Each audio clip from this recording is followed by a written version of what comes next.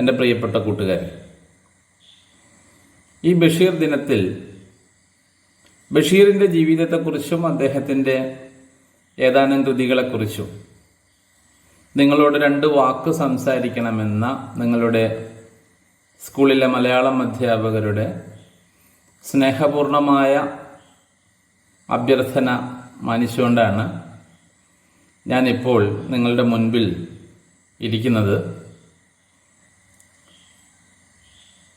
എന്നെ നിങ്ങൾക്ക് പരിചയം ഉണ്ടാവാൻ സാധ്യതയില്ല. ഞാൻ കിഴപ്പള്ളിക്കര ഗവൺമെൻറ് നളന്ദ ഹയർ സെക്കൻഡറി സ്കൂളിലെ മലയാളം അധ്യാപകനാണ്. എൻ്റെ പേര് ശിവലാൽ എന്നാണ്. ഇപ്പം ജൂലൈ 5-ാം തീയതി ബഷീറിൻ്റെ ചരമദിനമാണ്. അന്ന് നാം എല്ലാവരും സ്കൂളുകളിൽ ബഷീർ ദിനമായിട്ട് ആഘോഷിക്കുന്ന, അല്ലെങ്കിൽ ആചരിക്കുന്ന, ആഘോഷം എന്ന് പറയാനാവില്ലല്ലോ, ആചരിക്കുന്ന ഒരു ദിനമാണ്.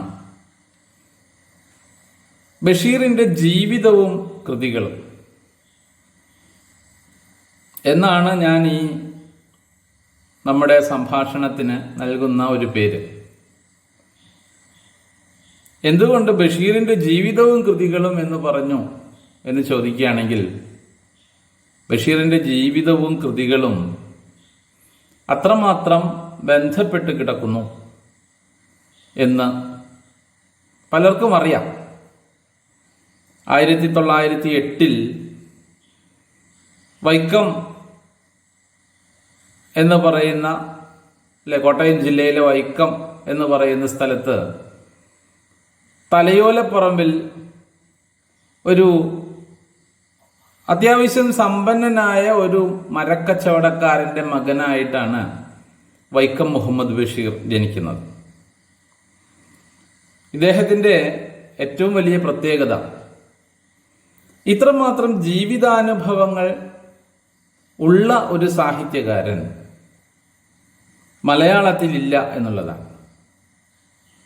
ബഷീറിൻ്റെ ജീവിതവും ബഷീറിൻ്റെ കൃതികളെപ്പോലെ വളരെ രസകരവും കൗതുകകരവും നർമാത്മകവുമൊക്കെയാണ്. നമുക്കില്ലാത്ത പല സിദ്ധികളും അദ്ദേഹത്തിനുണ്ടായിരുന്നു എന്ന് വേണം നമ്മൾ വിചാരിക്കാൻ. അദ്ദേഹം ഹൈസ്കൂൾ ക്ലാസ്സുകളിൽ പഠിക്കുമ്പോൾ തന്നെ അന്നത്തെ സമൂഹത്തിലെ ഏറ്റവും പ്രധാനപ്പെട്ട ഒരു പ്രശ്നത്തോട്, അല്ലെങ്കിൽ ചർച്ചാ വിഷയമാകുന്ന തൻ്റെ ജീവിതം, അല്ല തൻ്റെ ചുറ്റുപാടുമുള്ള ജീവിതം തനിക്ക് നേരെ നീട്ടുന്ന ഒരു ഉത്തരവാദിത്വത്തോട് വളരെ ക്രിയാത്മകമായി പ്രതികരിച്ച ഒരാൾ കൂടിയാണ്. 1908 ജനിച്ച ബഷീർ, നമുക്കറിയാം, അദ്ദേഹത്തിൻ്റെ യൗവനം കഴിച്ചുകൂട്ടിയത് സ്വാതന്ത്ര്യത്തിന് മുൻപുള്ളൊരു കാലത്താണ്. അന്ന് തിരുവിതാംകൂർ എന്ന് പറയുന്നത് കുറേയൊക്കെ ബ്രിട്ടീഷുകാരുടെ സാമന്ത രാജ്യം എന്ന രീതിയിൽ പ്രവർത്തിക്കുന്ന ഒരു രാജ്യമായിരുന്നു. അന്ന് അവിടെ രാജഭരണമൊക്കെ ആയിരുന്നുവെങ്കിലും രാജാവിന് പരിമിതമായ ഒരു അധികാരം മാത്രമേ ഉണ്ടായിരുന്നുള്ളൂ. അന്നത്തെ തിരുവിതാംകൂർ രാജ്യത്തിൻ്റെ ഭാഗമായിരുന്നു ഈ വൈക്കവും പ്രദേശങ്ങളൊക്കെ തന്നെ. ഈ ബഷീർ എന്ന ചെറുപ്പക്കാരൻ സ്വാതന്ത്ര്യ സമരം കൊടുമ്പിരി കൊള്ളുന്ന ഒരു കാലഘട്ടത്തിലാണ് നമ്മുടെ നാട്ടിൽ യൗവനം ചെലവഴിച്ചത്. അദ്ദേഹം ഹൈസ്കൂൾ ക്ലാസ്സിൽ പഠിക്കുമ്പോൾ തന്നെ സ്വാതന്ത്ര്യ സമരത്തിൽ പങ്കെടുക്കുന്നതിന് വേണ്ടി വൈക്കത്ത് നിന്ന് കള്ളവണ്ടി കയറി കോഴിക്കോട് എത്തുകയും ഉപ്പു സത്യാഗ്രഹത്തിൽ പങ്കെടുക്കുകയും അങ്ങനെ ജയിലിലാവുകയും ചെയ്ത ഒരു വ്യക്തി കൂടിയാണ്. അന്നൊന്നും അദ്ദേഹം ഒരു സാഹിത്യകാരനാവുമെന്നൊന്നും അദ്ദേഹം പ്രതീക്ഷിച്ചിരുന്നില്ല. അദ്ദേഹത്തിൻ്റെ കുട്ടിക്കാലത്തെക്കുറിച്ച് അദ്ദേഹം അത് എഴുതിയ അമ്മ എന്ന കഥയിൽ, അല്ലെ, ഒരുപക്ഷെ നിങ്ങൾ വായിച്ചിട്ടുണ്ടാവും, നിങ്ങൾക്ക് പഠിക്കാനുള്ളൊരു കഥയാണ്, അല്ലെ. അമ്മ എന്ന കഥയിൽ അദ്ദേഹം പറയുന്നുണ്ട്, അല്ലെ, അദ്ദേഹം ചെറുപ്പത്തിൽ ഖദർ ധരിച്ചതിനെ കുറിച്ചും, അല്ലെ. ഖദർ അന്ന് വിപ്ലവത്തിന്റെ ഒരു ചിഹ്നമാണ് എന്ന് വേണമെങ്കിൽ പറയാം, അല്ലെ. നമ്മുടെ സ്വാതന്ത്ര്യ സമര സേനാനികളൊക്കെ ഖദർ ധരിക്കുന്നു അല്ലെ. ഇന്നത്തെ പോലെ വളരെ മൃദുലമായൊരു ഖദറൊന്നുമല്ല അല്ലെ. ബഷീറിന്റെ ഉമ്മ തന്നെ ചോദിക്കുന്നുണ്ട്, നിന്റെ കാന്തിക്ക് എവിടെ കിട്ടിയടാ ഈ പുഷ്കടി മുണ്ട് എന്ന. ഖദറിട്ടാൽ ചൊറിയും എന്ന് തന്റെ അമ്മ വിശ്വസിക്കുന്നു എന്ന് അദ്ദേഹത്തിന്റെ കഥയിൽ അദ്ദേഹം എഴുതിയിട്ടുണ്ട്.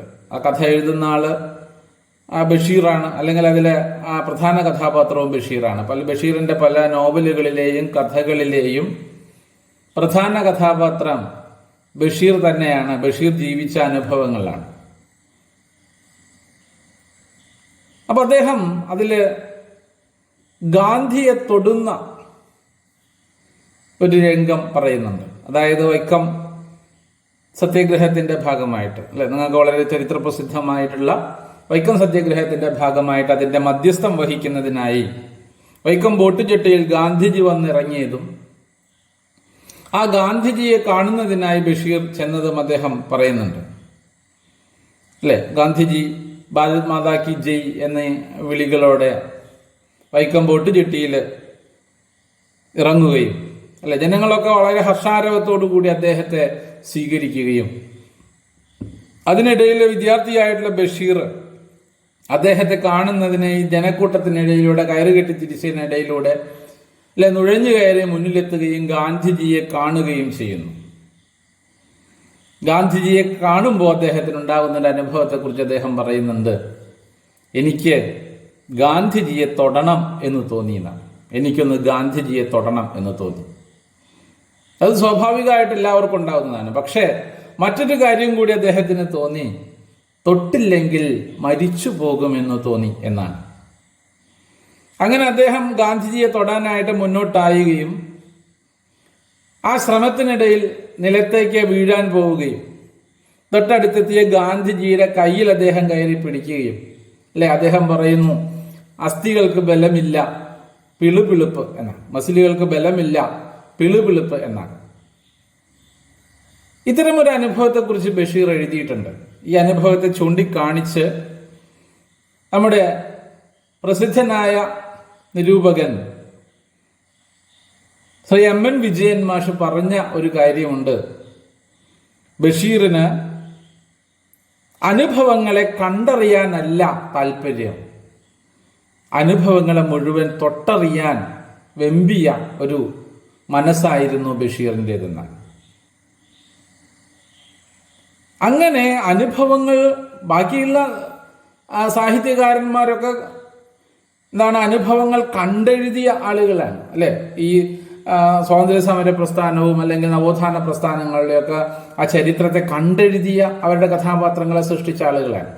പക്ഷെ ബഷീറിന്റെ ജീവിതം വളരെ വിപുലമായ അനുഭവങ്ങളിലൂടെ കടന്നുപോയ ഒരു ജീവിതമാണെന്നാണ്. അദ്ദേഹം ചെയ്യാത്ത തൊഴിലുകളില്ല. അദ്ദേഹം ഈ വൈക്കം സത്യാഗ്രഹത്തില് അല്ല നമ്മുടെ ഈ ഉപ്പു സത്യാഗ്രഹത്തില് പങ്കെടുക്കുന്നതിന് വേണ്ടി കോഴിക്കോടെത്തുന്നു അല്ലെ. കോഴിക്കോടെത്തുന്ന അത് കള്ളവണ്ടി കയറിയിട്ടാണ് ഉമ്മയുടെ കയ്യിൽ നിന്നും ഒരു ഗ്ലാസ് വെള്ളം വാങ്ങി കുടിച്ച് ആരോടും പറയാതെ അദ്ദേഹം കോഴിക്കോട്ട് പോവുകയാണ് അല്ലെ. അവിടെ ഉപ്പു സത്യാഗ്രഹത്തിൽ പങ്കെടുത്ത് പോലീസിന്റെ ക്രൂരമായ മർദ്ദനം ഏറ്റുവാങ്ങുന്നു വൈക്കം മുഹമ്മദ് ബഷീർ അല്ലെ. അങ്ങനെ പോലീസിന്റെ മർദ്ദനം ഏറ്റുവാങ്ങി പിന്നീട് ജയിലിലാവുന്നു അല്ലെ. ജയിലിലായതിനു ശേഷം ഗാന്ധി ഇർവിൻ സന്ധി പ്രകാരം മോചിപ്പിക്കപ്പെടുന്നു. അതിനുശേഷം അദ്ദേഹത്തിന്റെ മനസ്സ് മാറുന്നു അല്ലെ. ഒരു തീവ്രമായ അല്ലെ സ്വാതന്ത്ര്യത്തിന് വേണ്ടി പ്രവർത്തിക്കുന്ന ഒരു തീവ്രവാദ മനസ്സുമായിട്ടാണ് ബഷീർ അന്ന് ജയിലിന് പുറത്തിറങ്ങിയത്. അങ്ങനെ ഈ ഇന്ത്യൻ സ്വാതന്ത്ര്യ സമരത്തിൽ പങ്കെടുക്കുന്നവരെ സഹായിക്കുന്നതിന് വേണ്ടി ഒരു തീവ്രവാദ സംഘടന ഉണ്ടാക്കി പ്രവർത്തിക്കുന്നുണ്ട് അല്ലെ. ഭഗത് സിംഗിന്റെ മോഡലിലുള്ള ഒരു തീവ്രവാദ സംഘടനയൊക്കെ ഉണ്ടാക്കി. അതിലാണ് ബഷീർ, അതിനു വേണ്ടിയിട്ടാണ് ബഷീർ എഴുത്ത് തുടങ്ങുന്നത് അല്ലെ. വളരെ തീപ്പൊരി ലേഖനങ്ങൾ എഴുതിയ ഒരു കാലത്തെക്കുറിച്ച് ബഷീർ പറയുന്നുണ്ട്. അങ്ങനെ അതിനുശേഷം നിരവധി വർഷങ്ങൾ അദ്ദേഹം ഈ ഇന്ത്യയിലും ഇന്ത്യയുടെ സമീപ പ്രദേശത്തും ഒക്കെ ആയിട്ട് അലഞ്ഞു തിരിഞ്ഞ് കുറേയധികം അനുഭവങ്ങൾ അദ്ദേഹം സ്വരൂപിക്കുന്നുണ്ട് എന്നാണ്. കപ്പലിലെ ഖലാസിയായിട്ട് ജോലി ചെയ്യുന്നു, ചായക്കച്ചവടക്കാരനായിട്ട് ജോലി ചെയ്യുന്നു, പുസ്തക കച്ചവടക്കാരനായിട്ട് ജോലി ചെയ്യുന്നു, ഹിന്ദു സന്യാസിയായിട്ട് ജീവിക്കുന്നു, മുസ്ലിം സൂഫി സന്യാസിയായിട്ട് ജീവിക്കുന്നു. മരുഭൂമിയിൽ മരണത്തെ മുന്നിൽ കണ്ടുകൊണ്ട് അദ്ദേഹം വെള്ളം കുടിക്കാനില്ലാതെ കിടക്കുന്ന അനുഭവങ്ങൾ ഉണ്ടാകുന്നു. ഇതൊന്നും കൂടാതെ നമുക്കൊന്നുമില്ലാത്ത വളരെ സുന്ദരമായ ഒരു അനുഗ്രഹം അദ്ദേഹത്തിനുണ്ടായിരുന്നു. അത് ഭ്രാന്താൻ. അല്ലെ, പാത്തുമ്മയുടെ ആട് എന്ന നോവൽ എഴുതുമ്പോൾ അദ്ദേഹം പറയുന്നു, ഈ നോവൽ എഴുതുമ്പോൾ ഞാൻ വെന്തു നീറുകയായിരുന്നു. അല്ലെ, മനോരോഗത്തിനൊരു ആയുർവേദ ചികിത്സകന്റെ ചികിത്സയിലിരിക്കുമ്പോഴാണ് അദ്ദേഹം പാത്തുമ്മയുടെ ആട് എന്ന നോവൽ എഴുതുന്നത്. വളരെ വിപുലമായിട്ടുള്ള ഒരു കഥാസഞ്ചയം ബഷീറിനുണ്ടായിരുന്നു. അല്ലെ, അദ്ദേഹത്തിന്റെ ശബ്ദങ്ങൾ എന്ന നോവൽ, അല്ലെ, അദ്ദേഹം തന്നെ പറയുന്നത് പോലെ കുറേയധികം വിമർശനത്തിന്റെ പീരങ്കി ഉണ്ടകൾ ഏറ്റുവാങ്ങിയ പുസ്തകമാണ് എന്ന് അദ്ദേഹം പറയുന്നു. അദ്ദേഹത്തിന്റെ പാത്തുമ്മയുടെ ആട് എന്ന പുസ്തകത്തിനകത്ത് അദ്ദേഹം പറയുന്നുണ്ട്, അദ്ദേഹം ബഷീർ കഥയും കഥാപാത്രവും കഥാകാരനുമൊക്കെ ആകുന്ന അനുഭവങ്ങളാണ് നമുക്ക് ബഷീറിന്റെ സാഹിത്യ ലോകത്ത് കാണുവാനായിട്ട് സാധിക്കുക. അത്ര വിപുലമായ ജീവിതാനുഭവങ്ങളുള്ള ഒരു ബഷീറാണ്. അതുകൊണ്ടാണ് ബഷീറിന്റെ ജീവിതവും കൃതികളും ഒരുപോലെ പഠന വിധേയമായി തീരുന്നത്. അദ്ദേഹം ആദ്യം ഒരു കഥ എഴുതുന്നത്, അദ്ദേഹം എഴുതിയ കഥയുടെ പേര് തങ്കം എന്നാണ്. അല്ലെ, അദ്ദേഹം ഈ കഥ എഴുതാനായിട്ടുള്ള ഒരു കാരണം അദ്ദേഹം തന്നെ പറഞ്ഞിട്ടുണ്ട്. അദ്ദേഹം ഒരു പത്രാധിപരുടെ അടുത്ത് പോയിട്ട് ഒരു ജോലി വേണം എന്ന് ആവശ്യപ്പെടുക. അല്ലെ, ജോലി വേണം എന്ന് പറഞ്ഞപ്പോൾ പത്രാധിപര് പറഞ്ഞു, ഒരു കഥ എഴുതി തന്നാൽ അതിന് കാശ് തരാം എന്ന് പറഞ്ഞു. അങ്ങനെ ആണ് അദ്ദേഹം ഒരു കഥ എഴുതുന്നത്. തങ്കം എന്നാണ് ആ കഥയുടെ പേര്. പിന്നീട് അദ്ദേഹത്തെ പ്രസിദ്ധനാക്കിയ ഒരു നോവൽ, ചെറിയ നോവൽ എന്നാണ്. അല്ലെ, അത് പ്രേമലേഖനം എന്നൊരു നോവലാണ്. ഈ പ്രേമലേഖനവും അദ്ദേഹം ഒരു വലിയ സാഹിത്യകാരനായിട്ട് എഴുതിയൊരു നോവലല്ല. അല്ലെ, അദ്ദേഹം സർ CP രാമസ്വാമി അയ്യർക്കെതിരെ അദ്ദേഹം പ്രവർത്തിച്ചു എന്നതിന്റെ പേരിൽ അദ്ദേഹത്തെ ജയിലിലിടുന്നു. അല്ലെ, തിരുവിതാംകൂർ ഗവൺമെന്റ് ജയിലിലിടുമ്പോൾ അന്നത്തെ ജയിൽ പുള്ളികൾക്ക് വേണ്ടി അദ്ദേഹം കുറെ കഥകൾ എഴുതി എന്നാണ്. ആ കഥകളിൽ ഏറ്റവും ആ കഥകളിൽ ഒരു നോവലേറ്റ് ഒരു ചെറിയ നോവൽ മാത്രമേ അദ്ദേഹത്തിന് പുറത്തെത്തിക്കാനായിട്ട് സാധിച്ചുള്ളൂ. ബാക്കിയുള്ള കൃതികളൊന്നും ജയിലിൽ നിന്ന് പുറത്തു കൊണ്ടുവരാനായിട്ട് അദ്ദേഹത്തിന് സാധിച്ചില്ല. അതിലൊന്നാണ് പ്രേമലേഖനം. അല്ലെ, ഈ പ്രേമലേഖനം എന്ന ചെറു നോവൽ അന്ന് തിരുവിതാംകൂറിൽ നിരോധിക്കപ്പെടുകയും ചെയ്തു. അല്ലെ, അതില് നിങ്ങൾക്ക് ഇഷ്ടമാവും എന്നുള്ളത് കൊണ്ട് അതിന്റെ ഒരു കഥ ഒന്ന് ഞാൻ ചുരുക്കി പറയാം.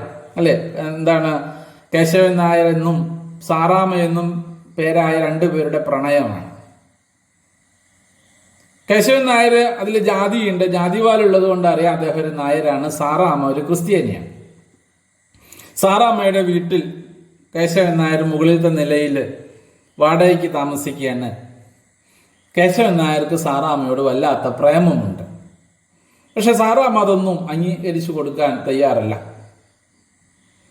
അല്ലെ, കേശവൻ നായർ സാറാമ്മയെ സ്നേഹിക്കുന്നുണ്ടെന്ന് സാറാമ്മയ്ക്ക് അറിയാമെങ്കിലും അല്ലെ, അവിടെ പറയുന്നത് ഇങ്ങനെയാണ്, കേശവൻ നായർ തൻ്റെ പ്രേമമാകുന്ന സെന്റ് കുപ്പിയുടെ മൂടി ടപ്പെന്ന് ഊരാൻ നോക്കുമ്പോഴേക്കും എന്താണൊരു ദുർവാട, ഈയിടെയായി നിങ്ങൾ കുളിക്കാറില്ലേ എന്ന മട്ടിലാണ് സാറാമ്മയുടെ നോട്ടം എന്ന്. അങ്ങനെ സാറാമ്മ ആവശ്യപ്പെടുന്നൊരു കാര്യം തനിക്ക് ജോലി കിട്ടണം, രണ്ടാനമ്മയുടെ ആ ഒരു മാനസിക പീഡനത്തിൽ നിന്നൊക്കെ രക്ഷപ്പെടാനായിട്ട് ജോലി കിട്ടണം. ആ ജോലി അന്വേഷിക്കാൻ കേശവൻ നായരുടെ ഇടയ്ക്കിടയ്ക്ക് ഇങ്ങനെ പറയും. ഓരോ ദിവസവും വരുമ്പോൾ ജോലി കിട്ടിയോ എന്ന് ചോദിക്കും. അപ്പോൾ കേശവൻ നായർ പറയും കിട്ടിയില്ല എന്ന് പറയും. അല്ല, പിന്നെ ഒരു ദിവസം പറയും ഒരു ജോലിയുണ്ട്, അല്ലെ, ഒരു ജോലിയുണ്ട്, അല്ലേ. അത് സാറാമ്മയ്ക്ക് ഇഷ്ടപ്പെടുകയില്ല പറഞ്ഞ. അപ്പൊ സാറാമ്മ പറയുന്നു എന്തായാലും പറഞ്ഞു. അപ്പൊ കേശവൻ നായർ പറയുന്നു, കേശവൻ നായർ സാറാമ്മയെ ഇഷ്ടപ്പെടുന്നത് പോലെ, പ്രേമിക്കുന്നത് പോലെ സാറാമ്മയും കേശവൻ നായരെ പ്രേമിക്കണം എന്നാണ് കേശവൻ നായർ സാറാമ്മയ്ക്ക് വേണ്ടി കണ്ടെത്തിയ ജോലി എന്നാണ്. ഇത് പറയുമ്പോൾ കേശവൻ നായർ പ്രതീക്ഷിക്കാത്ത ഒരു മറുപടിയാണ്, അല്ലെങ്കിൽ ഒരു മറു ചോദ്യമാണ് സാറാമ്മയിൽ നിന്നുണ്ടാവുന്നത്. ആട്ടെ, എത്രയാണ് എൻ്റെ ശമ്പളം എന്നാണ്. അവസാനം തനിക്ക് കിട്ടുന്ന ശമ്പളത്തിന്റെ പകുതി സാറാമ്മയ്ക്ക് കൊടുക്കാൻ കേശവൻ നായർ തയ്യാറാവുന്നുണ്ട്. അല്ലെ, വളരെ രസകരവും അല്ലെ വളരെ യാഥാർത്ഥ്യത്തിലല്ലേ നമ്മൾ പ്രണയത്തിന് ശമ്പളം ആവശ്യപ്പെടുന്ന ആദ്യത്തെ ഒരു നോവൽ ഇതാണ്. പക്ഷെ അതിനകത്ത് വലിയ രസകരമായ ജീവിത യാഥാർത്ഥ്യങ്ങൾ നർമ്മമധുരമായി ബഷീർ ഒളിപ്പിച്ചു വെച്ചിട്ടുണ്ട് എന്നതാണ് ഏറ്റവും വലിയ പ്രത്യേകത. അല്ലെ, കണ്ണീരിനെ പൊട്ടിച്ചിരിയാക്കുന്ന കലയാണ് ബഷീറിൻ്റെത് എന്ന് വിമർശകർ ധാരാളം പറഞ്ഞിട്ടുണ്ട്. അല്ലെ, അങ്ങനെ അല്ലെ വളരെ കാൽപ്പനികമായ ഒരു മനസ്സോടുകൂടി കേശവൻ നായർ ഇരിക്കുമ്പോഴേക്കും ജീവിതത്തെ സംബന്ധിച്ച ചില കഠിന യാഥാർത്ഥ്യങ്ങളിലേക്ക് വിരൽ ചൂണ്ടുകയാണ് സാറാമ്മ ചെയ്യുന്നത് എന്ന് നമുക്കിവിടെ അറിയാം. വളരെ രസകരമായ ഒരു സംഭാഷണം അവർ തമ്മിൽ നടക്കുന്നുണ്ട്. അല്ലെ, അവർ തമ്മിൽ പ്രണയിച്ച് വിവാഹിതരായാൽ അവർക്ക് കുട്ടികൾ ഉണ്ടാവുകയില്ലേ? ഉണ്ടാവും. അവരെ ഏത് മതത്തിൽ വളർത്തും എന്നാണ്. അല്ലെ, ഒരു ഹിന്ദുവായിട്ട് വളർത്താൻ സാറാമ്മയ്ക്കോ ഒരു ക്രിസ്ത്യാനിയായിട്ട് വളർത്താൻ കേശവൻ നായർക്കോ ഇഷ്ടമുണ്ടാവുകയില്ല. അവസാനം അവർ തീരുമാനിക്കുന്നത് അവരെ എല്ലാ മതവും പഠിപ്പിച്ച് വളർത്താം, അവർക്ക് ഇഷ്ടപ്പെട്ട ഒരു മതം സ്വീകരിച്ചോട്ടെ. അപ്പോഴും ഒരു പ്രശ്നമുണ്ട്, എന്ത് പേരിടും? അല്ലെ, ഹിന്ദു പേരിടാൻ സാറാമ്മയ്ക്ക് സമ്മതമല്ല, ക്രിസ്ത്യൻ പേരിടാൻ കേശവൻ നായർക്കും സമ്മതമല്ല. അവസാനം മുസ്ലിം പേരിട്ടാലോ? അപ്പൊ എൻ്റെ മുസ്ലിമാണ് എന്ന് മറ്റുള്ളവർ വിചാരിക്കില്ല എന്നാണ്. അങ്ങനെ മതമില്ലാത്ത പേരുകൾ ഇവർ അന്വേഷിക്കുന്നു. അല്ലെ, മതമില്ലാത്ത പേരേതാണ്? അവസാനം അല്ലെ കല്ല്, മിഠായി, ആകാശം, കപ്പൽ തുടങ്ങിയിട്ട് അല്ലെ അത് മതമില്ലാത്ത പേരുകൾ അതേ ഉള്ളൂ. എന്റെ പേര് ശിവലാൽ എന്നാണ്, അതിനകത്തൊരു മതമുണ്ട്.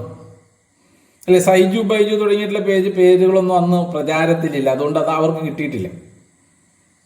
അല്ലെ, അപ്പൊ മതമില്ലാത്ത പേരന്വേഷിച്ചിട്ട് ഇങ്ങനെ മതമില്ലാത്ത കുറേയധികം വസ്തുക്കളുടെ പേരുകൾ എഴുതി അവര് നറുക്കിട്ടെടുക്കാം.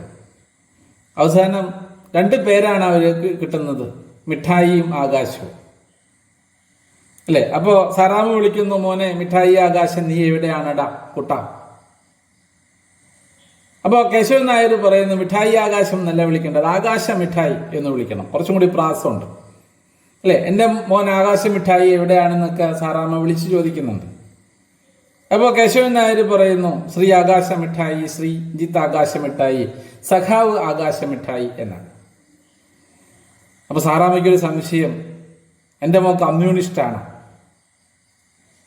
അപ്പൊ കേശവൻ നായർ പറയുന്നത്, എടാ ആവണേ ആവട്ടെ എന്നാണ്.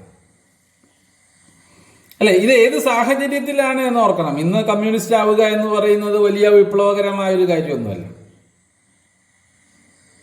അല്ലെ, ധാരാളം കമ്മ്യൂണിസ്റ്റ് പാർട്ടികളുണ്ട്, അതിലൊക്കെ മെമ്പർമാരുണ്ട്. അന്ന് കമ്മ്യൂണിസ്റ്റ് ആവുക എന്ന് പറയുന്നത് സ്വന്തം ജീവിതം തന്നെ വേണ്ടെന്ന് വെച്ച് ഈ ലോകത്തിന് വേണ്ടി സമർപ്പിക്കുന്നതിന് തുല്യമാണ്. അല്ലെ, സ്വാതന്ത്ര്യ സമര സേനാനിയാവുക എന്നുള്ളത് അതുപോലെയൊക്കെ തന്നെയാണ്. അപ്പൊ ഈ കഥ ആളുകളെ വഴിതെറ്റിക്കുന്ന ഒരു കഥയാണ് എന്ന് പറഞ്ഞിട്ടാണ് അന്നത്തെ തിരുവിതാംകൂർ ഗവൺമെന്റ് ഇത് നിരോധിച്ചത്. പിന്നീട് ഇന്ത്യക്ക് സ്വാതന്ത്ര്യം കിട്ടിയതിന് ശേഷമാണ് ഈ കഥയ്ക്ക് എതിരായിട്ടുള്ള നിരോധനം നീങ്ങുന്നത്. വളരെ രസകരമായ സന്ദർഭങ്ങളുണ്ട്.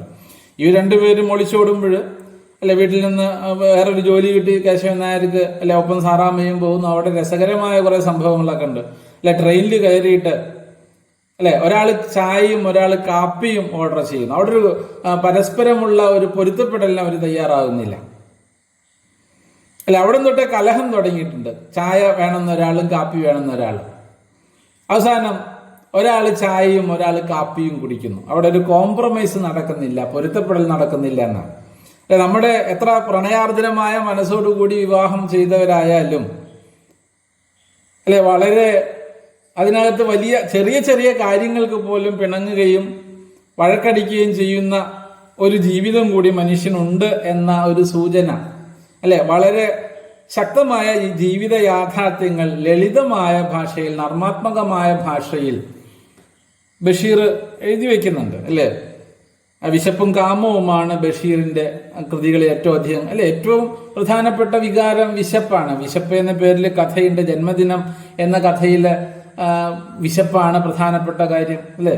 ബാല്യകാലസഖി എന്ന നോവലിൽ ബാല്യകാലസഖി എന്ന നോവൽ അദ്ദേഹത്തിന്റെ വളരെ പ്രസിദ്ധമായ നോവലാണ് അതിന്റെ മുഖവുര എഴുതിയ MP പോൾ പറയുന്നുണ്ട്, ബാല്യകാലസഖി ജീവിതത്തിൽ നിന്ന് വലിച്ചു ചീന്തിയെടുത്ത ഒരേടാണ്. അതിന്റെ വക്കിൽ രക്തം പൊടിഞ്ഞിട്ടുണ്ട്, ചോര പൊടിഞ്ഞിട്ടുണ്ട്. ചിലർക്ക് ചോര കണ്ടാൽ വലിയ അസ്വസ്ഥതയുണ്ടാവുമാവോ, അങ്ങനെയുള്ളവർ കരുതി വേണം ഈ നോവൽ വായിക്കുക എന്ന. ദാരിദ്ര്യം ജീവിതത്തിലെ എല്ലാ സൗന്ദര്യങ്ങളെയും കെടുത്തിക്കളയുന്ന ഒന്നാണ് എന്ന് ബാല്യകാലസഖി എന്ന നോവൽ വായിച്ചാൽ നമുക്ക് മനസ്സിലാവും. വളരെ തമാശ നടന്ന വളരെ രസകരമായ ഒരു നോവലാണ് ബാല്യകാലസഖി അത് വായിക്കുന്ന ആൾക്കാരെ കരയിപ്പിക്കുകയും ചെയ്യുന്നൊരു നോവലാണ്. ഒന്നും ഉമ്മിണി ബല്യ ഒന്ന് എന്നുള്ള പ്രയോഗമൊക്കെ ബാല്യകാലസഖി എന്ന നോവലിലുള്ളതാണ്. വളരെ രസകരമായ ധാരാളം അനുഭവങ്ങളുണ്ട്.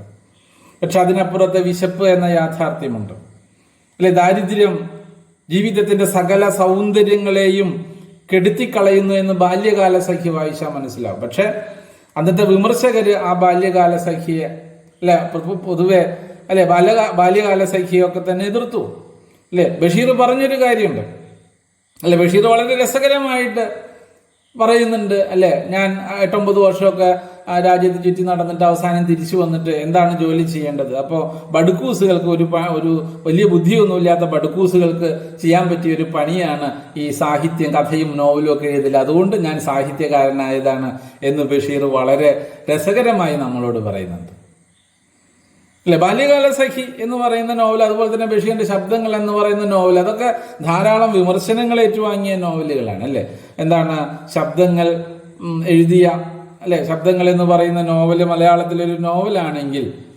ചേർത്തലപ്പൂരിപ്പാട്ട് മഹാകാവ്യമാണ് എന്ന് പറഞ്ഞ ഒരു നിരൂപകൻ മലയാളത്തിലുണ്ടായിരുന്നു. പ്രസിദ്ധ നിരൂപകനായിരുന്നു അദ്ദേഹം, ഇപ്പില്ല. അദ്ദേഹത്തിന്റെ അഭിപ്രായങ്ങളൊക്കെ എവിടെ പോയി എന്ന് പലപ്പോഴും മലയാളത്തിൽ നിന്ന് ഏറ്റവും നന്നായിട്ട് കൃതികൾ തർജ്ജമ ചെയ്യപ്പെട്ടിട്ടുള്ളതും ബഷീറിന്റെ കൃതികളാണെന്നുള്ളതാണ് സാർവലൗകികമായ ഒരു ജീവിത സൗരഭ്യമുള്ള ഒരു കൃതികളാണ് ബഷീർ എഴുതിയത്. എൻ്റെ ഭാഷയിൽ എഴുതുന്നു എന്നാണ്. അത് ഭാഷ വലിയൊരു പ്രശ്നമായിരുന്നു നമ്മുടെ മലയാളത്തിലെ ആദ്യ നോവൽ എന്ന് പറഞ്ഞാൽ ആദ്യത്തെ ലക്ഷണയുക്തമായ നോവൽ എന്ന് പറയപ്പെടുന്ന ഇന്ദുലേഖയുടെ ഇതിവൃത്തം വളരെ വിപ്ലവാത്മകമായിട്ടുള്ള ഇതിവൃത്തമാണ്, വളരെ പുരോഗമനപരമായിട്ടുള്ള ഇതിവൃത്തമാണ്. പക്ഷെ അതിലെ കഥാപാത്രങ്ങളൊക്കെ ഒരു സവർണ വിഭാഗത്തിൽപ്പെടുന്ന സവർണ നായർ കുടുംബം നമ്പൂതിരിമാരും ഒക്കെ ആയിട്ടുള്ള കഥാപാത്രങ്ങളാണ് നവോത്ഥാന കാലത്ത് നവോത്ഥാന ഗാഥികരുടെ സാഹിത്യ സൃഷ്ടികളിലൂടെയാണ് പറയനും പുലയനും മുക്കുവനും മുസ്ലിമും മറ്റു അങ്ങനെയുള്ള ആളുകളൊക്കെ സാഹിത്യത്തിലേക്ക് കടന്നു വരുന്ന കഥാപാത്രങ്ങളായിട്ട് കടന്നു വരുന്ന ഠോനാറാണ എന്ന് പറയുന്ന ഭാഷ പോലെ തന്നെ പവിത്രമാണ് ഏനെ ഒന്ന് പെറണം എന്ന് പറയുന്നതും എന്ന രീതിയിൽ എഴുതപ്പെടുന്ന നോവലുകൾ ആദ്യത്തെ ദളിത് നോവല് ആയിട്ട് ഒരു കാലത്ത് കണക്കാക്കപ്പെട്ടിരുന്നു. അല്ലെങ്കിൽ ചിലരൊക്കെ പറയപ്പെട്ടിരുന്നു രണ്ടിടങ്ങഴിയൊക്കെ, തകഴിയുടെ രണ്ടിടങ്ങഴിയൊക്കെ നമുക്ക് പരിചയമുള്ള നോവലുകളാണ് അതിൽ വ്യത്യാസം ഇതാണ് ദളിത് സാഹിത്യകാരന്മാർ പറയുന്ന വ്യത്യാസം ഇതാണ്. തകഴി എഴുതിയ രണ്ടിടങ്ങഴി അടി കണ്ട ആള് അടിയെക്കുറിച്ച് എഴുതുന്നതും ഞങ്ങൾ എഴുതുന്ന ദളിത് സാഹിത്യകാരന്മാർ എഴുതുന്ന ദളിത് സാഹിത്യം അടി കൊണ്ട ആള് അടി കൊണ്ടതിനെ കുറിച്ച് എഴുതുന്നതുമാണ് അപ്പോൾ അതിലെ കഥാപാത്രങ്ങളും ഇതിവൃത്തങ്ങളും ഒക്കെ എത്ര പുരോഗമനപരമായിട്ട് ചിന്തിച്ചാലും വളരെ സാധാരണക്കാരായിട്ടുള്ള ആളുകളുടെ ജീവിതം ആ നോവലിൽ ഉണ്ടായിരുന്നില്ല എന്നതാണ് ആദ്യകാല നോവലുകളുടെ പ്രത്യേകത ബഷീർ സാധാരണ മുസ്ലിങ്ങളുടെ ഭാഷയിലാണ് എഴുതിയത് എനിക്ക് അറിയാവുന്ന ഭാഷയിൽ ഞാൻ എഴുതി എന്ന് അദ്ദേഹം പറഞ്ഞിട്ടുണ്ട് അതിലെ സംഭാഷണങ്ങളൊക്കെ അങ്ങനെയാണ്, വളരെ രസകരമായ സംഭാഷണങ്ങളും ബഷീറിയൻ ശൈലി എന്ന പേര് കേട്ട ഡും പാത്തുമ്മടാട് പെട്ടു ഡുങ്കുഡുങ്ക ഉള്ളാടത്തിപ്പാറോ മുള്ളണത് കണ്ടില്ല തുടങ്ങിയിട്ടുള്ള രസകരമായിട്ടുള്ള ധാരാളം പ്രയോഗങ്ങൾ ബഷീറിയൻ ശൈലിയായിട്ട് ആഘോഷിക്കപ്പെട്ടിട്ടുണ്ട്. ഏറ്റവും കൊച്ചുകുട്ടിക്ക് പോലും വളരെ രസകരമായിട്ട് ബഷീറിന്റെ സാഹിത്യം ആസ്വദിക്കാൻ സാധിക്കും എന്നുള്ളതാണ് അദ്ദേഹത്തെ കാലാധിവർത്തിയായിട്ടുള്ള ഒരാളാക്കി മാറ്റുന്നത്. അല്ലെ, വളരെ ലളിതമായ സത്യങ്ങൾ നമുക്ക് ബഷീറിന്റെ കൃതികളിൽ നിന്ന് വായിക്കാം. പക്ഷെ ആലോചനാമൃതമായിട്ട് അത് ഗഹനമായി തീരുന്ന വായനാനുഭവങ്ങൾ ധാരാളം ഉണ്ടാവും എന്നുള്ളതാണ്. അല്ലെ, കൊച്ചുകുട്ടിക്കും വേദാന്തത്തിന്റെ മറുകര കണ്ട ഒരാൾക്കും വളരെ രസകരമായിട്ട് വായിക്കാവുന്ന പുസ്തകങ്ങളാണ് ബഷീറിന്റെ കഥാപാത്രങ്ങൾ അന്ന് കാണാത്ത അത്രയ്ക്ക് വിപുലമായ കഥാപാത്രങ്ങളാണ്. കള്ളന്മാരും വേശ്യകളും ആൺവേശ്യകളും പോക്കറ്റടിക്കാരും, അങ്ങനെ ഉള്ള വലിയൊരു കഥാപാത്രങ്ങളുടെ സഞ്ചയം ബഷീറിന്റെ കൃതികളിലുണ്ട്. അല്ലെ, ബഷീറിന്റെ ആനവാരിയും പൊൻകുരിശും എന്ന് പറയുന്ന ആനവാരി ആനവാരിയും പൊൻകുരിശും, അല്ലെ, ആനവാരി രാമൻ നായരും പൊൻകുരിശു തോമയും പ്രധാനപ്പെട്ട കഥാപാത്രങ്ങളാണ്. അല്ലെ, അതിൽ ഇവര് കള്ളന്മാരാണ്. അല്ലെ, പൊൻകുരിശു തോമയ്ക്ക് പൊൻകുരിശു തോമ എന്ന പേര് കിട്ടുന്നതിന്റെ സാഹചര്യത്തെ കുറിച്ച് ബഷീർ എഴുതിയിട്ടുണ്ട്. അല്ലെ, പൊൻകുരിശു തോമ നല്ലൊരു കള്ളനാണ്. നമ്മളൊക്കെ വളരെ മോശപ്പെട്ട കള്ളന്മാരാണ്. പൊൻകുരിശു തോമ ഒരു നല്ല കള്ളനാണെന്നാണ്. അപ്പോ പൊൻകുരിശു തോമയ്ക്ക് എങ്ങനെയാണ് പൊൻകുരിശു തോമ എന്ന് പേര് കിട്ടിയത് എന്നതിൻ്റെ ഒരു പുരാവൃത്തം ബഷീർ എഴുതുന്നു. അല്ലേ, പൊൻകുരിശു തോമ ലോക്കപ്പിൽ കിടക്കുകയാണ്. പൊതുവെ കള്ളന്മാർക്ക് പോലീസുകാരായിട്ട് നല്ല ബന്ധമായിരിക്കും. എനിക്കറിഞ്ഞുകൂടാ നമ്മുടെ എൻ്റെ നാട്ടിലെ പോലീസ് SI എന്ന് ആരാണെന്ന് എനിക്ക് അറിഞ്ഞൂടാ. പക്ഷെ കള്ളന്മാർക്ക് നന്നായിട്ട് അറിയാം, കുറ്റവാളികൾക്ക് നന്നായിട്ട് അറിയാം. അങ്ങനെ പൊൻകുരിശു തോമ ലോക്കപ്പിൽ കിടക്കുകയാണ്. അപ്പോൾ സത്യസന്ധനായിട്ടുള്ള ഒരു പോലീസുകാരൻ ആ സ്റ്റേഷനിലുണ്ട്. അയാളാണ് കാവല്. അയാളുടെ ജീവിത പ്രശ്നങ്ങളൊക്കെ തോമയോട് പറഞ്ഞു. അയാളൊരു സത്യക്രിസ്ത്യാനിയായിട്ട് ജീവിച്ച ആളാണ്. പക്ഷെ റിട്ടയർ ആവാറായി. പക്ഷെ പെൺകുട്ടികളൊന്നും കല്യാണം കഴിച്ചു കൊടുക്കാൻ മാർഗമില്ല. ഇത് കേട്ടപ്പോൾ പൊൻകുരിശു തോമയുടെ മനസ്സലിഞ്ഞു. പൊൻകുരിശു തോമ പറഞ്ഞു, ഏമാനെ, എന്നെ കുറച്ചു നേരം ഒന്ന് തുറന്നു വിട്ടാൽ ഞാൻ ഇതിനൊരു പരിഹാരം ഉണ്ടാക്കാം. ആദ്യം അദ്ദേഹം സമ്മതിച്ചില്ല. പിന്നെ പൊൻകുരിശു തോമയെ വാക്ക് പാലിക്കുന്ന ഒരാളാണെന്നുള്ളത് കൊണ്ട് തുറന്നു വിട്ടു. പൊൻകുരിശു തോമ ആ ലോക്കപ്പിൽ നിന്ന് പുറത്തു പോയിട്ട് ആ നാട്ടിലെ വലിയൊരു പള്ളിയിൽ നിന്ന് ഒരു പൊൻകുരിശ് മോഷ്ടിച്ചു. തോമ ഒരു പൊൻകുരിശ് മോഷ്ടിച്ചു. അതിൽ നിന്ന് ഒരു കഷ്ണം ഒടിച്ചെടുത്ത് ബാക്കിയുള്ളത് എവിടെയൊക്കെ ഒളിപ്പിച്ചു വെച്ചിട്ട് തിരിച്ച് ഈ പോലീസ് സ്റ്റേഷനിൽ വന്ന് ലോക്കപ്പിനകത്ത് കയറിയിരുന്നു. ആ സ്വർണ്ണ കഷ്ണം ആ പോലീസുകാരനും കൊടുത്തു. അയാൾ ആദ്യം പേടിച്ചെങ്കിലും അതൊക്കെ വാങ്ങി. പിറ്റേ ദിവസം നാട് ഉണർന്നത് വലിയൊരു മോഷണത്തിന്റെ കഥ കേട്ടിട്ടാണ്. ഇത്ര വലിയൊരു മോഷണമൊന്നും പൊൻകുരിശു തോമ ചെയ്തിട്ടില്ല. ഈ തോമ എന്ന് പറയുന്ന കഥാപാത്രം ചെയ്തിട്ടില്ല. അവസാനം നാട്ടിലുള്ള സ്ഥിരം കള്ളന്മാരെയൊക്കെ പിടിച്ച് ഇടിക്കാനും പിടിപ്പിക്കാനൊക്കെ തുടങ്ങിയപ്പോൾ പോലീസ് സ്റ്റേഷനിൽ കൊണ്ടുവരുമ്പോൾ അതൊക്കെ നമ്മുടെ തോമയുടെ സുഹൃത്തുക്കളാണ്. അല്ലെ, ഡ്രൈവർ പപ്പണിയും തൊരപ്പന ഒറാനും ഒക്കെ ഉണ്ട്. അവരെയൊക്കെ നാക്കില് ബെഞ്ചിൽ നാക്ക് വെച്ച് അണിയടിക്കാൻ തുടങ്ങിയപ്പോൾ പൊൻകുരിശു തോമയ്ക്ക് സഹിച്ചില്ല. തോമ വിളിച്ചു പറഞ്ഞു, ഏമാനെ കട്ട തിന്ന ഞാനാണ്. അപ്പൊ അന്നത്തെ പോലീസ് ഇൻസ്പെക്ടർ അത്ഭുതമായി, എങ്ങനെയാണ് നീ കക്കുന്നത്, നീ ഇതിനകത്തല്ലേ? അപ്പൊ അദ്ദേഹം തോമ പറഞ്ഞത്, ഈ പോലീസുകാരനൊരു കുഴപ്പവും പറ്റില്ലെങ്കിൽ ഞാൻ കാര്യം പറയാം. അല്ലെ, ഈ കഥ ഈ നോവൽ ഞാൻ വായിച്ചിട്ട് കുറെ നാളായി. അതുകൊണ്ട് ചില ഓർമ്മപ്പിശകളൊക്കെ വരാം. അല്ലെ, നിങ്ങളൊന്ന് വായിക്കുമ്പോൾ ചിലപ്പോൾ ചില കാര്യങ്ങളിലൊക്കെ ചില വ്യത്യാസം വന്നൊന്ന് വരാം. അല്ലെ, അപ്പോൾ കാര്യങ്ങളൊക്കെ തോമ പറഞ്ഞു. അദ്ദേഹത്തിന് കുഴപ്പമൊന്നും ഉണ്ടാവില്ലെങ്കിൽ ഞാൻ കാര്യം പറയാം. ഈ സ്വർണത്തിന്റെ കഷ്ണം എവിടെയുണ്ട്, ബാക്കിയുള്ളതൊക്കെ ഞാൻ ഇന്ന സ്ഥലത്ത് സൂക്ഷിച്ചു വെച്ചിട്ടുണ്ട്. ഇങ്ങനെ കേസും കാര്യങ്ങളൊക്കെ കഴിഞ്ഞപ്പോൾ പോലീസ് ഇൻസ്പെക്ടർ തോമയോട് ചോദിച്ചു, എടാ തോമ, നീയൊരു സത്യക്രിസ്ത്യാനിയല്ലേ? അല്ലേ? തോമ പറഞ്ഞു, അതെ. ഒരു ക്രിസ്ത്യാനിയായ നീ പൊൻകുരിശ് മോഷ്ടിക്കാൻ പാടുണ്ടോ? അപ്പൊ തോമ ഒരു ചോദ്യം ചോദിക്കുന്നുണ്ട്. തോമ ചോദിക്കുന്നത്, ഏമാനെ, യേശുക്രിസ്തുവിനെ ക്രൂശിച്ചത് മരക്കുരിശിലല്ലേ? പിന്നെ പള്ളിക്ക് എന്തിനാണ് പൊൻകുരിശ് എന്നാണ്. ഇത് വളരെ രസകരമായി നമ്മൾ ചിരിക്കുന്ന ഒരു ചോദ്യമാണ് എങ്കിൽ കൂടി, അല്ലെ, നമ്മുടെ മത സംവിധാനം ഒക്കെ നിലനിർത്തുന്നതായിട്ടുള്ള ഒരു അനീതിയെ ചോദ്യം ചെയ്യുന്ന ഒരു വലിയൊരു ചോദ്യമുണ്ട് അതിനകത്ത്. അല്ലെ, കുറേയധികം സത്യക്രിസ്ത്യാനികൾ പട്ടിണി കിടക്കുമ്പോൾ പള്ളിയിൽ സ്വർണം കൊണ്ടുള്ള കുരിശ് സൂക്ഷിക്കുന്നത് എന്തിനാണ്? കുറേയധികം മനുഷ്യർ ഭക്ഷണമില്ലാതെ കഷ്ടപ്പെടുമ്പോൾ ക്ഷേത്രങ്ങളിലും പള്ളികളിലും ഒക്കെ വലിയ സമ്പത്ത് സൂക്ഷിച്ചു വെച്ചിട്ടുള്ളത് എന്തിനാണ്? അല്ലെ, സ്വർണം കൊണ്ട് ഗോപുരം ഉണ്ടാക്കുന്നത് എന്തിനാണ്? ഇത്തരം വളരെ വിപ്ലവാത്മകമായ ചോദ്യങ്ങൾ ഉന്നയിക്കുന്ന കഥാപാത്രങ്ങൾ കൂടിയാണ് ബഷീറിന്റെ കഥാപാത്രങ്ങൾ. വളരെ തമാശ നിറഞ്ഞ ധാരാളം സന്ദർഭങ്ങൾ ബഷീറിന്റെ കൃതികളിലുണ്ട്. കണ്ണീരിനെ പൊട്ടിച്ചിരിയാക്കുന്ന കല എന്ന് ബഷീറിന്റെ കല പുകഴ്ത്തപ്പെട്ടിട്ടുണ്ട്. എങ്കിലും ആ കണ്ണീരിന്റെ ഉള്ളിൽ, അല്ലെ, ഫലിതത്തിനുള്ളിൽ ഉള്ളു നടുങ്ങുന്ന ജീവിത സത്യങ്ങളെക്കുറിച്ച് പറയുക കൂടി ചെയ്ത ഒരു കഥാകാരനാണ് വൈക്കം മുഹമ്മദ് ബഷീർ.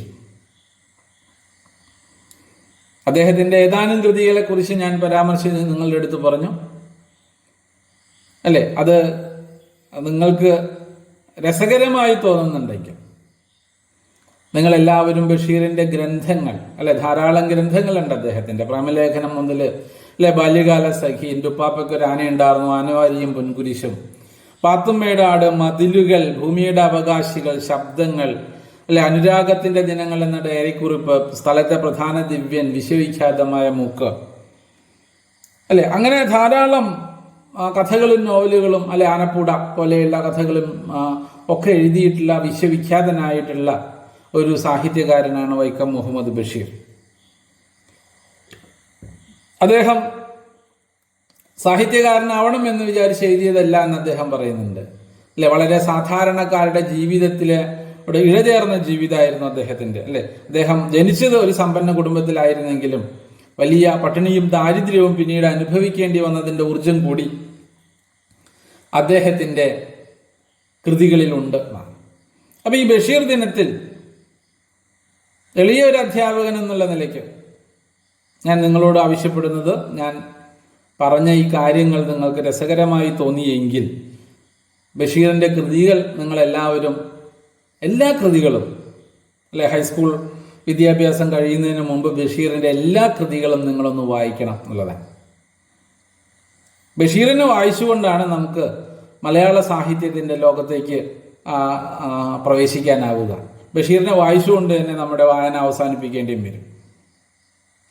അത്രമാത്രം വിപുലമായിട്ടുള്ള ജീവിതാനുഭവങ്ങളും ജീവിത സത്യങ്ങളും വളരെ നർമാത്മകമായ ഭാഷയിൽ ബഷീറിയൻ ശൈലിയിൽ എഴുതി വയ്ക്കപ്പെട്ട ഈ മഹത്തായ പുസ്തകങ്ങളുടെ ഇടയിലേക്ക് കടന്നു ചെല്ലുവാൻ ഈ ഒരു ചെറിയ ഒരു പ്രഭാഷണം എന്നൊന്നും ഞാൻ പറയുന്നില്ല, ചെറിയൊരു വാക്കുകൾ ആകും എന്ന് വിശ്വസിച്ചുകൊണ്ട് നിങ്ങൾക്ക് എല്ലാവർക്കും നന്ദി പറഞ്ഞുകൊണ്ട്, പ്രത്യേകിച്ച് നിങ്ങളുടെ ടീച്ചേഴ്സിനൊക്കെ നന്ദി പറഞ്ഞുകൊണ്ട് ഞാൻ എൻ്റെ വാക്കുകൾ നിർത്തുന്നു. നന്ദി.